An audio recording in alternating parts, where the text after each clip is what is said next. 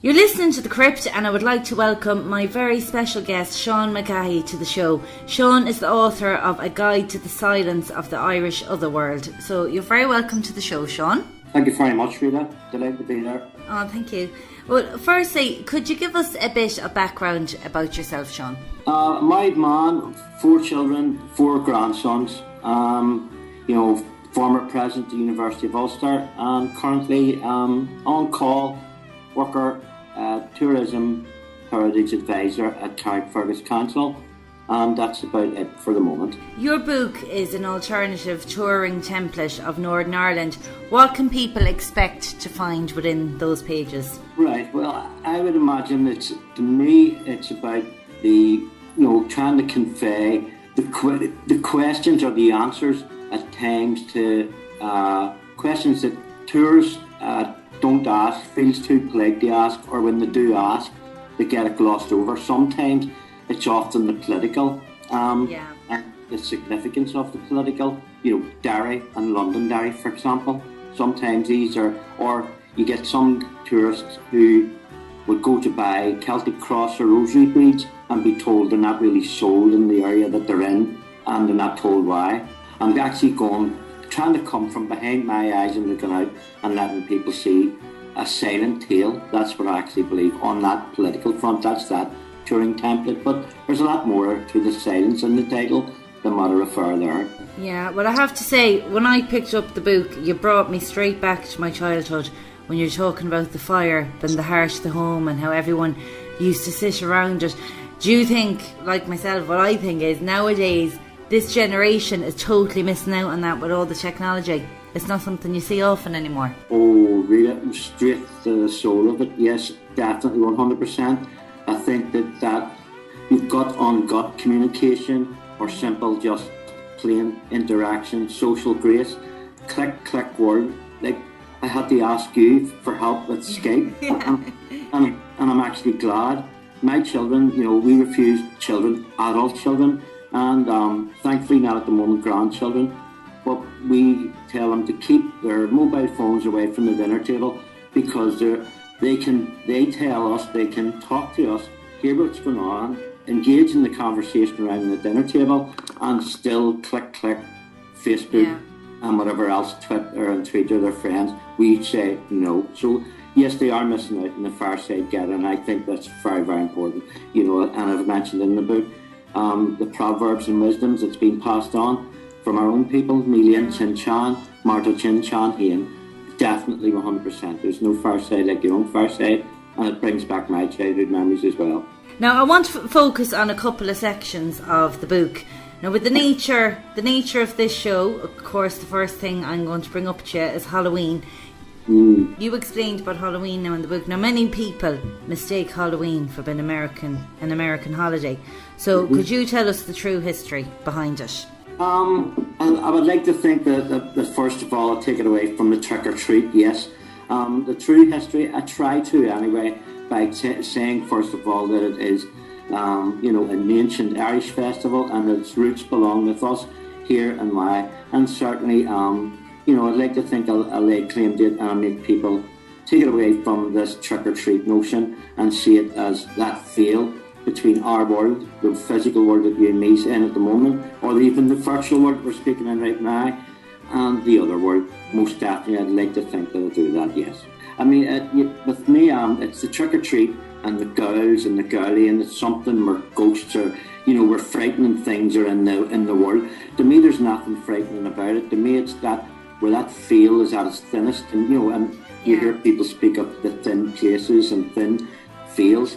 I think that Ireland has many portals like that of thin places, and to me, our dead, for example, have always been buried in, around, and amongst us, and thankfully, even some graveyards, vast majority of them, people still visit them, and still, it's still a place of reverence, and long may that continue. And then the other section I'd like you to talk about is, you wrote about the big hunger wrongly been called the Irish famine. Yes, and definitely, and I've always told my own children growing up, for the sake of a better word, we'll use this term alternative narrative, but to me even that is denigrating those people that died during that horrible time, and it's denigrating the memory of our living memory, plus those people that now that I call in the book the exiled children in America that wouldn't be here if their parents hadn't got away, especially from places like Mayo to the faraway lands.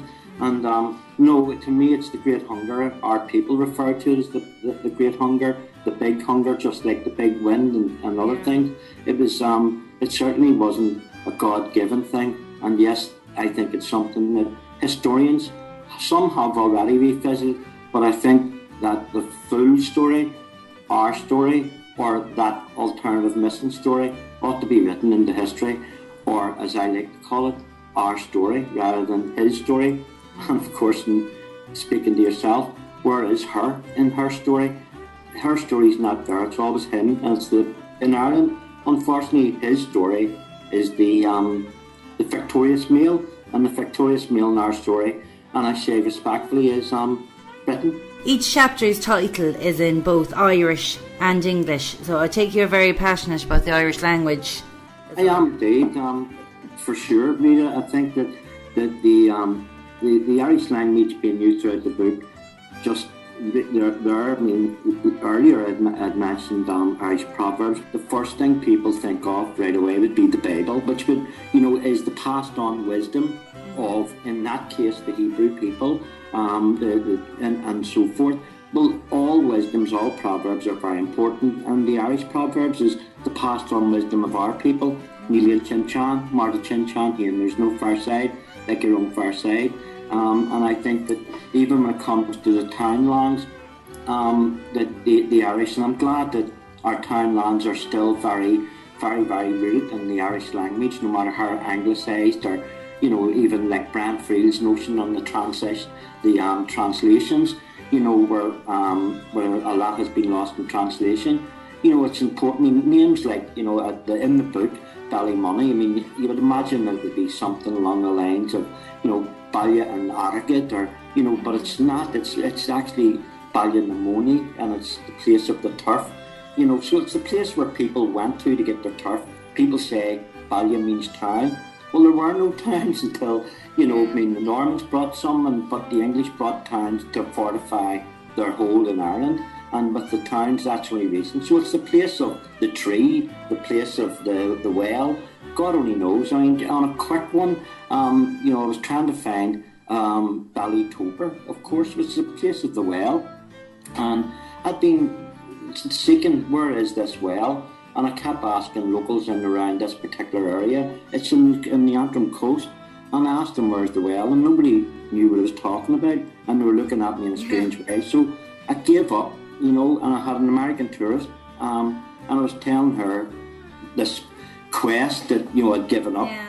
And I brought her to this old church ruin, which it's, where Spaniard sailors are meant to be buried. And, it's a 15th century church in Cuthbert.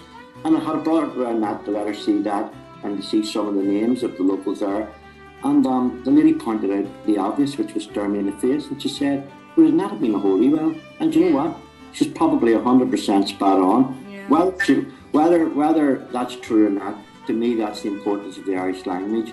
The fact that it does give you that either sense of fantasy or a sense of place. Most definitely, I would argue strongly, it roots you to the sense of place and to the people that once lived there. And then for people travelling to Northern Ireland, what would you say is a must-see spot that wouldn't normally appear in your average tour guidebook?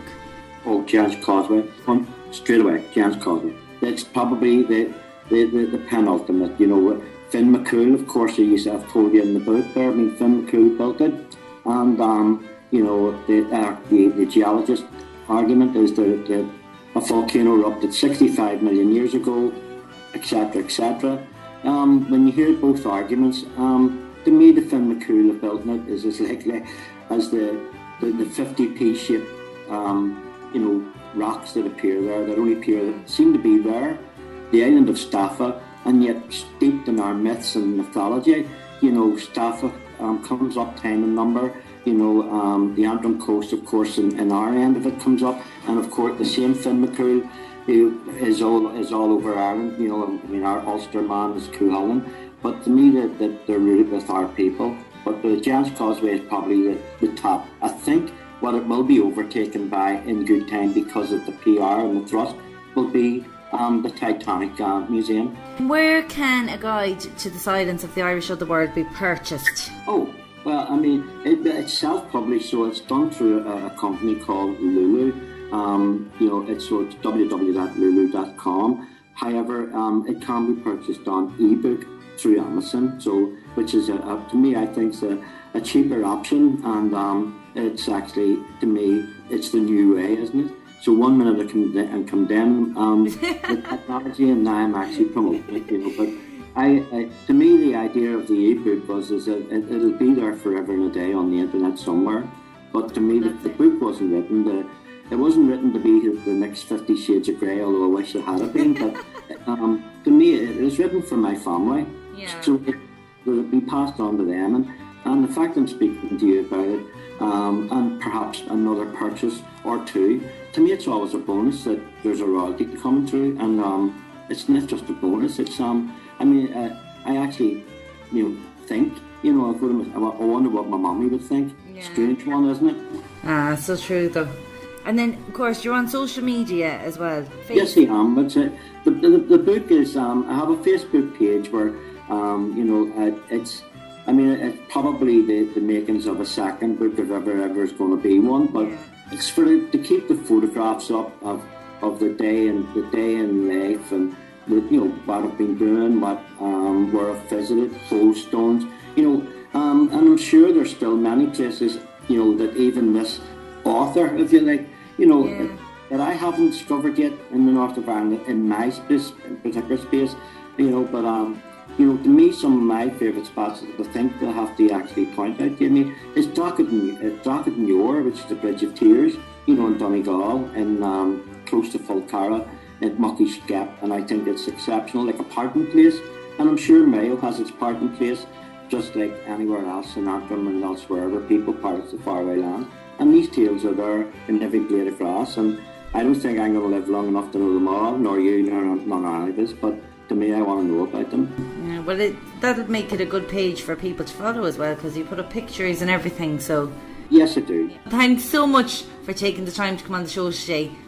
Not a problem. Listen, it's a total pleasure, and got a meal of my good, of course, as well. Thank you, and to anyone listening as well.